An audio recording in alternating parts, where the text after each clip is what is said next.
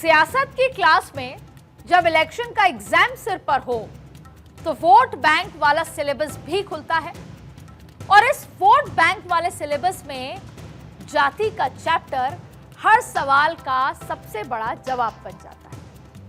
तो नेता कभी राजनीति के रिवाजों को निभाने के लिए जात का जंजाल छेड़ते हैं और कभी जाति को एकजुट कर वोट बैंक सेफ करने का नारा बुलंद कर लेते हैं। बिहार में राजनीति का रंगमंच भी अलग अलग जातियों के रंग में रंगा हुआ दिखाई देने लगा है।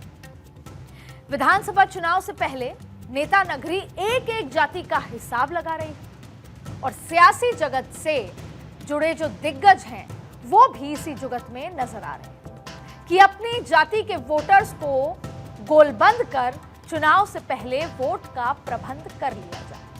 और बिहार में जाति पर छिड़ी राजनीति की इसी तस्वीर को देख मुझे याद आती है एक कविता कि जाति है कि जाति नहीं है, दिए में तेल भी पर एक भी बाती नहीं। जाति है कि जाति नहीं।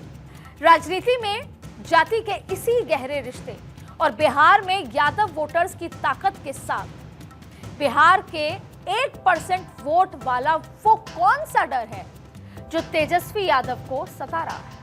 और आज पॉलिटिकल कॉरिडोर में मैं अदिति नागर इसी का विश्लेषण करने वाली हूं।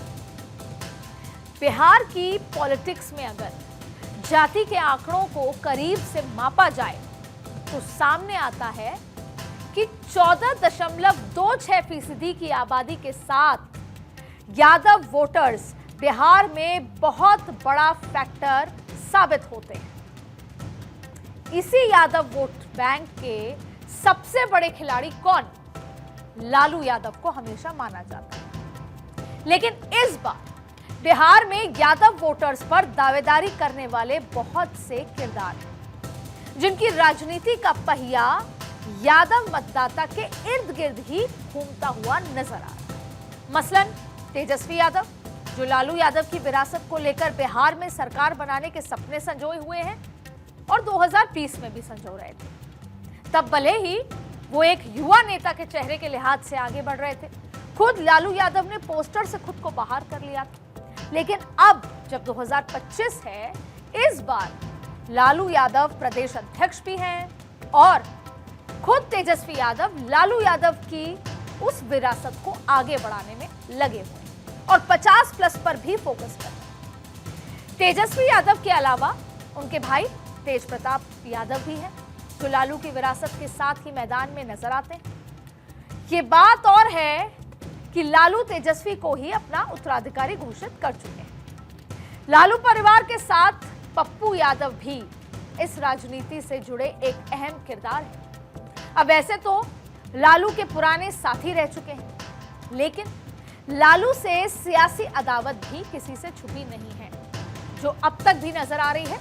जब वो राहुल गांधी पटना पहुंचे तो वो मंच की सीढ़ियों पर ही रुक गए, उनको रोक दिया गया था और ये अदावत आज भी चल रही है।